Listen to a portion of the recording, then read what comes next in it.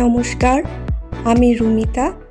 আমার YouTube channel আমাদের গল্প ইন্ডিয়ান বেঙ্গলি ফ্যামিলি ইন ফ্রান্সে সবাইকে স্বাগত। এটা হলো আমাদের এখানকার মিউনিসিপ্যালিটি বিল্ডিং। আমাদের এখানকার মিউনিসিপ্যালিটি প্রতি মাসেই বাচ্চাদের জন্য কিছু না কিছু ইভেন্টের আয়োজন করে। যেমন এই উইকেন্ডে ফার্ম অ্যানিম্যালদের নিয়ে একটা মিনি জুয়ের অ্যারেঞ্জমেন্ট করেছে। আজ আমরা সেখানেই চলেছি। চলুন ভিতরে ঢুকে দেখা যাক। খুব ভিড় হয়েছে মনে হচ্ছে। আসলে জায়গাটা খুব একটা প্রশস্ত নয়, তার উপর মিউনিসিপ্যালিটির এত বড় অঞ্চলের সমস্ত বাচ্চারা একসাথে জড়ো হয়েছে, ভিড় হওয়াটাই স্বাভাবিক। ঢুকেই প্রথমে ঘেরা একটা জায়গার মধ্যে কিছু ছাগল আর ভেড়াকে রাখা হয়েছে। ছাগলগুলোর শিংগুলো দেখুন, বেশ অদ্ভুত ধরনের দেখতে। কিন্তু ছাগলগুলো দেখতে ঠিক পাহাড়ি ছাগল যেমন হয় সেরকম। সাদা বাচ্চা ছাগল দুটো দেখতে ভীষণ কিউট ছিল। অনেক বাচ্চারাই দেখছিলাম এখান থেকে বাচ্চা ছাগলগুলোকে তুলে নিয়ে কোলে তারপরে ছবি তুলছিল। আমাদের ছেলে সৃজান, তাকে আমরা পশু পাখি দেখাতে নিয়ে এসেছি ঠিকই, কিন্তু তার এসব ব্যাপারে কোনো ইন্টারেস্টই নেই। তার হচ্ছে শুধু কোথায় গাড়ি ঘোড়া বাস ট্রাম আছে সেই সব দিকেই নজর। আর হ্যাঁ, ডাইনোসর তার খুব পছন্দের জিনিস।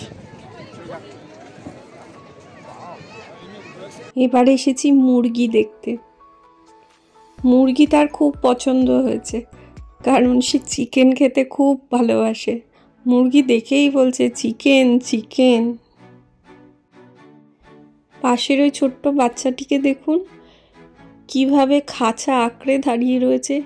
কি বুঝতে পারছে তা সে ওই জানে, কিন্তু খাঁচা ছাড়বে না।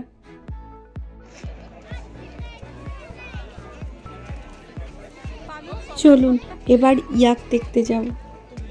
বেশ কয়েকটা ইয়াক এনেছে। বাচ্চাদের কাণ্ড কারখানাগুলো শুধু দেখবেন একবার। দেখুন কাণ্ডটা, ভয় ডর কিছু আছে? রেলিং বেয়ে উপরে উঠে ইয়াকের গায়ে হাত বোলাচ্ছে, আবার ওপাশ থেকে একটা তো ঘাসও খেতে দিচ্ছে তাদেরকে। তবে এই ইয়াকগুলো খুব একটা বড় সড়ো নয়, ছোট্ট প্রজাতির। এই ইয়াকগুলোর মাথার উপরে কোনো শেড দেওয়া হয়নি, বৃষ্টি হলে এরা ভিজবে। এই উইকেন্ডে বৃষ্টি হওয়ার সেরকম সম্ভাবনা নেই, সেই জন্যই হয়তো শেড দেওয়া হয়নি। এই ইয়াকদের ঠিক পাশেই রয়েছে দুটো শূকর। শূকরগুলো বেশ মোটা মোটা, তবে এদের নাকগুলো যেন বেশি চাপা। এত লোকজন চিৎকার চেঁচামেচিতে ওরা একটু ভয়েই আছে, আর ওদের থাকার ব্যবস্থাটাও ওদের মন মতো হয়নি, তাই হয়তো এত চুপচাপ। সৃজান পিক সাউন্ডটা খুব ভালোই চেনে, সেই জন্য ওর বাবাকে পিক সাউন্ড করে শোনাচ্ছিল। দেখুন দুজন কেমন গুটি সুটি মেরে একসাথে বসে রয়েছে। এরপরে আছে গাধা। গাধাগুলো আমাদের দেশের মতো নয়, এদের গায়ে বেশ পুরু লোমের আস্তরণ রয়েছে। ঠান্ডার দেশের গাধা তো, তাই হয়তো এদের গায়ে লোমটা বেশি। বাচ্চাগুলোর অবস্থা দেখুন, গাধাগুলোর গায়ে অসম্ভব বাজে গন্ধ, অথচ ওদের তাতে কোনো কিছু যায় আসে না। ওরা ওদের গায়ের উপরেই পারলে ঝুঁকে পড়ে। সৃজানকে ওর বাবা জিজ্ঞেস করছে গাধা কি করে ডাকে। ও বলছে ম্যা ম্যা। ওর কাছে গাধাও ম্যা ম্যা করে ডাকে। হঠাৎ করে দেখলাম একজন মুখোশ পরা কেউ আমাদের দিকে ছুটে আসছে, আমার ছেলেকে হাই হ্যালো বলছে। আমিও বললাম তাকে হ্যালো। পরে বুঝলাম এটা তানি, আমারই বান্ধবীর মেয়ে। ওরাও এসেছে এখানে পশু পাখি দেখতে। এবার আমরা এসেছি হাঁস দেখতে, হাঁসের খাঁচার সামনে। এগুলো রাজহাঁস। এগুলো ফার্মের কিন্তু এরকম রাজহাঁস এখানে পার্কগুলোতে খুব সহজেই দেখতে পাওয়া যায়।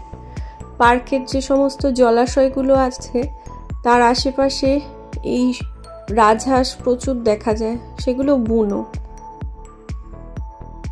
ওরা ভেবেছে ওদেরকে আমরা খাবার দেব, তাই আমাদের মুখের দিকে হা করে তাকিয়েছিল। যখন বুঝেছে যে না দেবে না, তখন আবার মুখ ফিরিয়ে অন্যদিকে হাঁটা দিল। সৃজানের নিচ থেকে দেখলে হবে না, ও কোলে উঠেই দেখবে, ঝুঁকে পড়ে হাঁস দেখবে। অনেকগুলো খরগোশ এনেছে। এগুলো একটু ছোট প্রজাতির খরগোশ। এর পাশের খাঁচাটায় রয়েছে একটা বড় খরগোশ, তার আবার ছোট্ট ছোট্ট বাচ্চাও আছে। শুধু পশু পাখি নয়, এখানে বাচ্চাদের জন্য আরও নানা রকম ইভেন্টের আয়োজন করা হয়েছে।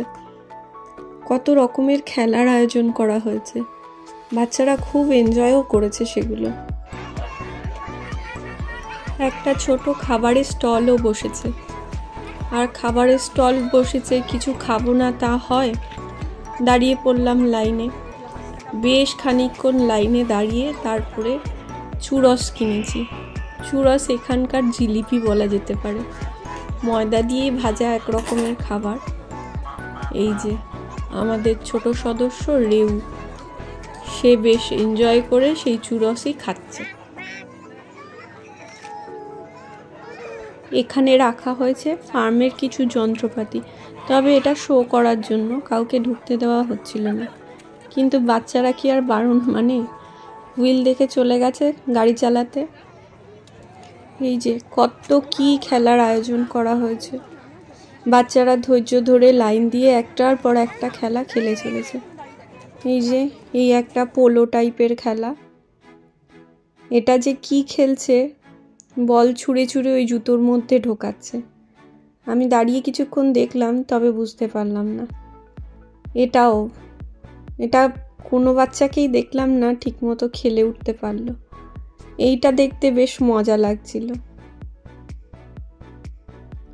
সৃজানও খেলেছে খেলা, অনেকক্ষণ লাইনে দাঁড়িয়ে তারপরে খেলার সুযোগ পেয়েছে। কিন্তু এত ছোট তো কেউই পাত্তা দেয়নি ওকে। চলুন দেখবেন। এই যে খেলতে আরম্ভ করেছে। কিভাবে খেলতে হয় নিয়মটা কিছুতেই ওকে বোঝানো যায়নি, তবে ওই যে সব ছোট ছোট বাচ্চাদের সাথে ও একটা একটা করে বল নিয়ে ওই গর্তের মধ্যে ঢোকাচ্ছিল।